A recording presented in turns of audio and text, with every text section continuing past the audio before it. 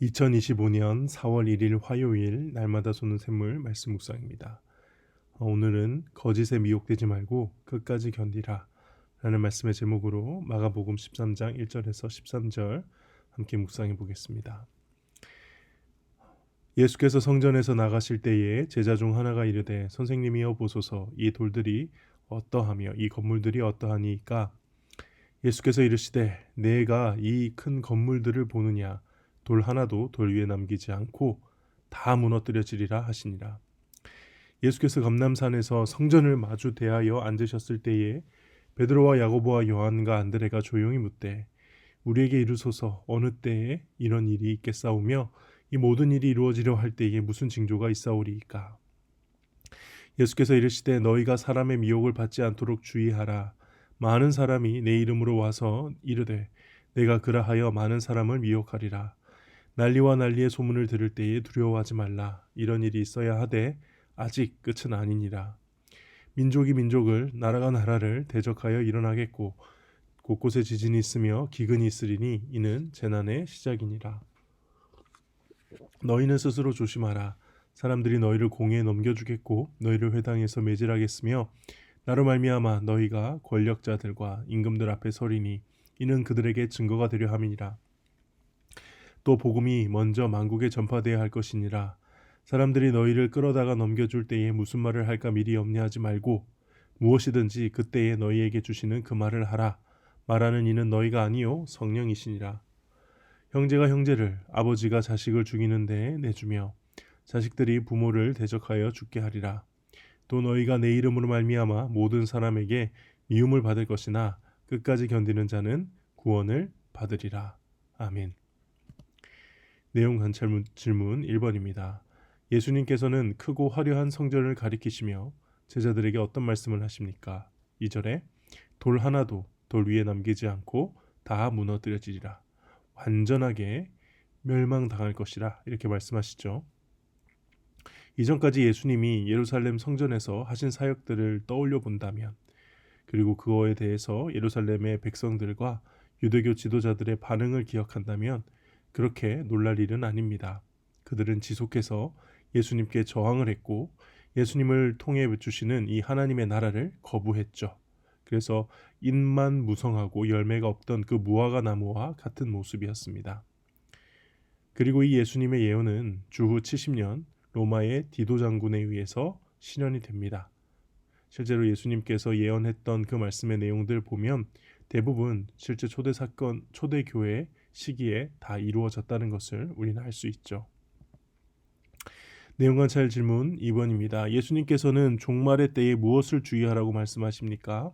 5절 6절에 보니까 많은 사람이 내 이름으로 와서 내가 그라 하여서 사람들을 미혹한다라고 했습니다.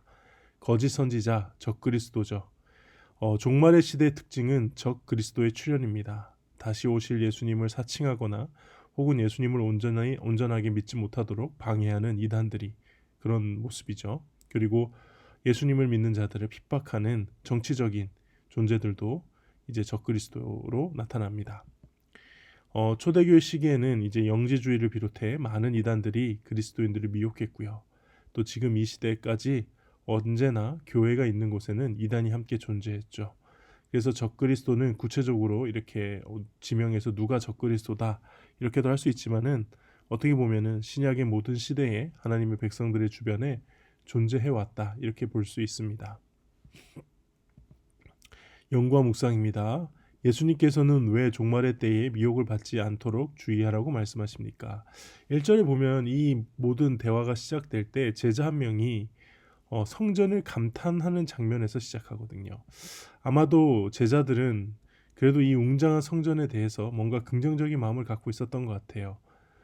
그러지 않았을까요? 그들의 머릿속에는 예수님을 앞세워 혁명을 일으키고 독립국가를 세워서 저 크고 웅장한 성전에서 함께 예배드리는 것, 그 마카비가 그랬던 것처럼 이렇게 독립국가를 세우고 거기서 멋지게 예배드리는 것을 상상하고 기대했기 때문에 그러지 않았을까. 근데 하나님께서는 예수님을 통해서 이제 눈에 보이는 건물 성전의 시대를 이제 끝내려고 하셨죠. 그리고 모든 그리스도인의 몸이 성전이 되어서 성령을 모시고 사는 완전 새로운 시대를 구약에서부터 계획하시고 예수님을 통해 이루려고 하십니다. 예수님은 그 일을 성취하시기 위해 이 땅에 오신 거죠. 그러므로 우리는 눈에 보이는 것에 미혹돼서는 안 된다. 이것을 기억해야 됩니다. 그래서 종말을 사는 그리스도인들은 성령께서 언제나 그 몸 가운데 그 영혼에 거하고 사시기 때문에 성전으로 살아야 되기 때문에 눈에 보이는 것에 현혹돼서는 안 된다. 이렇게 주님이 말씀하신 것이 아닐까 생각해 봅니다. 느낀 점입니다. 세상의 헛된 것에 마음을 두지 말고 영원한 나라를 사모하며 끝까지 견디고 복음을 전하라는 말씀에서 무엇을 느낍니까? 저는 주님의 재림과 종말을 믿습니다. 그런데 믿는 것과 그래서 아는 것과 종말을 사는 것은 다른 것 같아요. 제가 종말을 사는 것이 어떤 것일까 좀 진지하게 더 깊이 고민하고 하나님 앞에서 기도해 보진 못한 것 같습니다. 이제 오늘 본문의 제자들이 종말의 때를 질문한 것처럼 언제 종말이 올 것인가 하는 이런 호기심은 종말을 사는 올바른 삶이 아님을 오늘 예수님께서 알려주신 거죠. 진정으로 종말을 사는 것은 깨어 있는 겁니다. 주의하는 것이고 미혹되지 않기 위해서 주의하는 것이고 또 견디는 것이죠. 오늘 말씀에 의하면 특별히 종말을 사는 사람들은 성령 하나님의 대언자들입니다.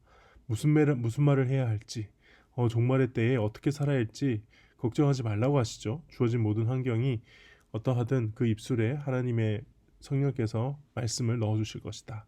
그래서 주어진 모든 환경이 하나님께서 허락하신 상황임을 믿고 만나는 모든 사람들에게 성령님이 주시는 말씀을 전하는 마음으로 사는 것이 종말을 사는 그리스도인이다. 그래서 결국 종말을 사는 그리스도인은 입에서 나오는 말을 가장 조심해야겠구나 그런 생각이 듭니다. 결단과 적용입니다. 최근 내 삶 가운데 세상의 유혹이 흔들려 믿음이 무너졌던 적은 언제입니까? 세상의 헛된 것에 마음을 뺏기지 않고 영원한 하나님 나라를 사모하며 살아가기 위해 무엇을 실천하겠습니까? 저는 아무래도 먹고 사는 문제, 생존의 문제가 가장 큰 유혹이었습니다. 목회를 잠시 내려놓고 개척을 준비하며 안식년을 가지고 있었을 때 이 문제에 대해서 정말 진지하게 심각하게 고민을 하고 기도를 했었어요. 이제 목사이지만은 나도 내가 먹고 사는 문제를 어느 정도 챙겨야 하는 것인가? 그래서 일을 해야 하는 것인가? 아니면 정말 하나님만 바라보고 대책 없어 보이더라도 그냥 믿음으로 나가야 하는 것인가? 이게 남의 문제로 여기고 상담해주고 얘기해줄 때는 쉽게 답을 내렸지만 정작 내 가족의 문제가 되니 또 저의 목회의 문제가 되니 참 답이 어려웠습니다. 물론 결국 일을 해야만 하는 상황에 이렇게 내몰렸을 때 하나님께서 지금 있는 신부산교회에 오게 해주셨고 지금 생각해보면 참 놀라운 일이고 하나님의 역사였고 하나님의 인도하심이었다는 게 지금도 참 느껴지고 있거든요. 네, 아무도 내 가족과 나의 생계에는 신경 쓰지 않았을 때 적어도 우리 하나님은 그렇지 않다는 것을 개인적으로 저는 하나님이 보여주시고 깨닫게 해주셨습니다. 그래서 지금 제 마음의 상태는 정말 사람 의지하지 말자. 하나님만 의지하자.